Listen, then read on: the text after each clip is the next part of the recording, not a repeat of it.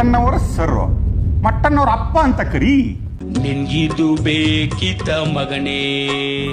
24/7/2025 ಫಿರ್ಯಾದುದಾರರಾದ Shri BR Bhaskar Prasad ಅವರು ಮಾನ್ಯ 49ನೇ ACMM ನ್ಯಾಯಾಲಯದಿಂದ NCR ನಂಬರ್ 369/2025 ಪ್ರಾವ ವರದಿಯ ಅಡಿಯಲ್ಲಿ ಪ್ರಕರಣವನ್ನ ದಾಖಲಿಸಿ ತನಿಖೆಯನ್ನ ಕೈಗೊಳ್ಳಲು ಅನುಮತಿ ಪತ್ರವನ್ನ ಪಡೆದುಕೊಂಡು ಬಂದು ಠಾಣೆಗೆ ಹಾಜರುಪಡಿಸಿದ್ದನ್ನ 19:10 ಗಂಟೆಗೆ ಪ್ರಕರಣವನ್ನ ದಾಖಲಿಸುತ್ತಿದ್ದು ಈ ದೂರಿನ ಡೈರೆಕ್ಟರ್ ರಾಕೇಶ್ ಶೆಟ್ಟಿ ತನ್ನ ನ್ಯೂಸ್ ಚಾನೆಲ್ ಡಿಬೇಟ್ಗಳಲ್ಲಿ ಧರ್ಮಸ್ಥಳದ ಸೌಜನ್ಯ ಪರವಾಗಿ ನ್ಯಾಯಕ್ಕಾಗಿ ಆಗ್ರಹಿಸುತ್ತಿರುವ ಹೋರಾಟಗಾರರನ್ನ ನೀವು ನಿಮ್ಮ ಅಪ್ಪಂದಿರಿಗೆ ಹುಟ್ಟಿಲ್ಲ, ನಿಮ್ಮ ಸರ್ಟಿಫಿಕೇಟ್ಗಳಲ್ಲಿ ಇರುವ ಹೆಸರು ನಿಮ್ಮ ಅಪ್ಪಂದಿರದರ ಅಲ್ಲ, ನೀವು ಯಾರಿಗೆ ಹುಟ್ಟಿದ್ದೀರೋ ಗೊತ್ತಿಲ್ಲ, ನಿಮ್ಮ ಮೈಯಲ್ಲಿ ಹರಿತಿರುವುದು ನಿಮ್ಮ ಅಪ್ಪಂದಿರ ರಕ್ತವೇ ಅಲ್ಲ ಎಂದು ಅವರ ತಾಯಂದಿರನ್ನ ಅವಮಾನಿಸುವ ರೀತಿಯಲ್ಲಿ ಅವರ ಶೀಲಕ್ಕೆ ಮತ್ತು ಗುಣ ನಡತೆಗಳಿಗೆ ಧಕ್ಕೆ ತರುವ ರೀತಿಯಲ್ಲಿ ಮಾತನಾಡಿರುವುದು ಮತ್ತು ದೇವರು ಧರ್ಮದ ಹೆಸರುಗಳನ್ನ ಮುಂದಿಟ್ಟುಕೊಂಡು ಹೆಣ್ಣಿನ ಶೀಲ ಮತ್ತು ಚಾರಿತ್ರ್ಯ ಹರಣ ಮಾಡುವಂತಹ ಪದ ಬಳಕೆಯ ಮೂಲಕ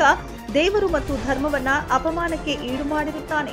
ಸೌಜನ್ಯಪರ ನಾಯಕ್ಕಾಗಿ ಧ್ವನಿ ಎತ್ತಿರುವ ಹೋರಾಟಗಾರರನ್ನ ಕೊಲೆ ಮಾಡಿಸುವ ಮತ್ತು ಅವರ ಮೇಲೆ ಹಲ್ಲೆ ಮಾಡಿಸುವ ಪ್ರಚೋದನಕಾರಿಯಾದಂತಹ ಹೇಳಿಕೆಗಳನ್ನ ತನ್ನ ನ್ಯೂಸ್ ಚಾನೆಲ್ಗಳನ್ನ ಮೂಲಕ ನೀಡುವುದು ಮುಂತಾದ ಕಾನೂನು ಬಾಹಿರ ಮತ್ತು ಸಮಾಜದ ಶಾಂತಿ ಕೆದಡುವ ದುಷ್ಕೃತ್ಯಗಳನ್ನ ರಾಕೇಶ್ ಶೆಟ್ಟಿ ಮಾಡಿಕೊಂಡು ಬರುತ್ತಿದ್ದಾರೆ. ಸೌಜನ್ಯಪರ ನ್ಯಾಯಕ್ಕಾಗಿ ಹೋರಾಟ ಮಾಡುತ್ತಿರುವ ಹೋರಾಟಗಾರರನ್ನ ಹಿಂದೂ ಧರ್ಮದ ವಿರೋಧಿಗಳು ಮತ್ತು ದೈವದ ವಿರೋಧಿಗಳು ಎಂದು ಬಿಂಬಿಸುವ ಮೂಲಕ ಈತನು ಧರ್ಮಸ್ಥಳದ ಶ್ರೀ ಮಂಜುನಾಥನ ಪರವಾಗಿ ನಾನು ಮಾತನಾಡುತ್ತಿದ್ದೇನೆ ಎಂದು ಹೇಳಿಕೊಂಡು ಹೆಣ್ಣು ಮಕ್ಕಳಿಗೆ ಈತ ಬಳಸುವ ಅಸಭ್ಯವಾದ ಮಾತುಗಳು ಮತ್ತು ಹೋರಾಟಗಾರರನ್ನ ನೀವು ಯಾರಿಗೆ ಹುಟ್ಟಿದ್ದೀರೋ ಗೊತ್ತಿಲ್ಲ, ಲೋಫರ್ಸ್, ಬೇವರ್ಸಿಗಳು, ಬೋಳಿ ಮಕ್ಕಳು, ಬೋಸುಡಿ ಮಕ್ಕಳು, ಹರಾಮ್ಖೋರ್ ಮುಂತಾದ ಅತ್ಯಂತ ನೀಚವಾದ ಕೆಟ್ಟ ಕೊಳುಕು ಭಾಷೆಗಳಲ್ಲಿ ಶಬ್ದಗಳನ್ನ ಬಳಸುವ ಮೂಲಕ ಈತನು ದೇವರು ಮತ್ತು ಹಿಂದೂ ಧರ್ಮಕ್ಕೂ ಅವಮಾನವನ್ನ ಎಸಗಿರುತ್ತಾನೆ. ಕಚಡ ನನ್ನ ಮಗ ಈಸ್ ನಾಟ್ ಓನ್ಲಿ ಲೋಫರ್. ಯಾವ್ದಾದ್ರು ಮುಳ್ಳನ ಹೆಸರಿಡು, ಅಲ್ಲನ ಹೆಸರಿಡು. ಕಚಡ ನನ್ನ ಮಗನೇ, ಹರಾಮ್ ಕೋರ್. ನಿನ್ ಭಾಷೆಯಲ್ಲಿ ಹೇಳ್ತೀನೋ ಹರಾಮ್ ಕೋರ್, ಹುಟ್ಟೆ ನಕಲಿ. ನಾನು ಹೇಳ್ತೀನೋ ನೀನ್ ಹೇಳ್ದಂಗೆ, ನೀನು ಯಾರಿಗೆ ಹುಟ್ಟಿದ್ಯ ಅಂತ ನಿನ್ಗೆ ಗೊತ್ತಿಲ್ಲ ಅಂತ ಹೇಳ್ತೀನಿ.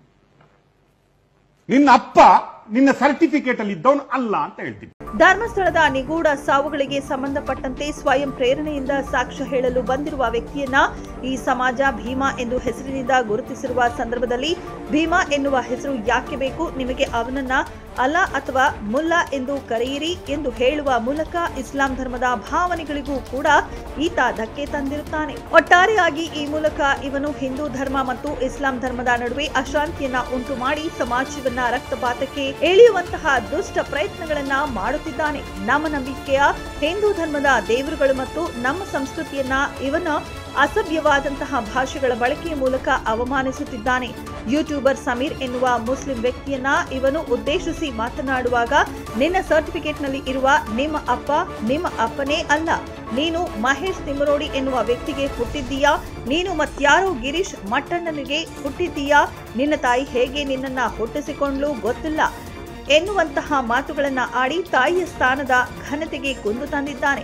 ತಾವುಗಳು ಕೂಡಲೇ ರಾಕೇಶ್ ಶೆಟ್ಟಿಯ ವಿರುದ್ಧ ಸಮಾಜದ ಶಾಂತಿ ಕೆದಡುವ ಮತ್ತು ದೇವರು ಮತ್ತು ಧರ್ಮಗಳ ಹೆಸರಲ್ಲಿ ಹೆಣ್ಣು ಮಕ್ಕಳ ನಿಂದನೆಯನ್ನ ಮಾಡಿರುವ ಮತ್ತು ಅಸಹ್ಯವಾದಂತಹ ಬಳಕೆಯನ್ನ ಮಾಡಿದ ಹಾಗೂ ಹೋರಾಟಗಾರರ ಮೇಲೆ ಕೊಲೆ ಮತ್ತು ಹಲ್ಲೆಗೆ ಪ್ರಚೋದನೆಗಳನ್ನ ನೀಡುತ್ತಿರುವ ಮುಂತಾದ ಅಪರಾಧಗಳ ಮೇರೆಗೆ ಈತನ ವಿರುದ್ಧ ದಾಖಲಿಸಿಕೊಂಡ ಈತನನ್ನ ಬಂಧಿಸಿ ಸಮಾಜದಲ್ಲಿ ಶಾಂತಿ ಮತ್ತು ಸುವ್ಯವಸ್ಥೆಯನ್ನ ಕಾಪಾಡಲು ಸಹಕರಿಸಬೇಕೆಂದು ನೀಡಿದ ದೂರು ಇತ್ಯಾದಿ ಆಗಿರುತ್ತದೆ.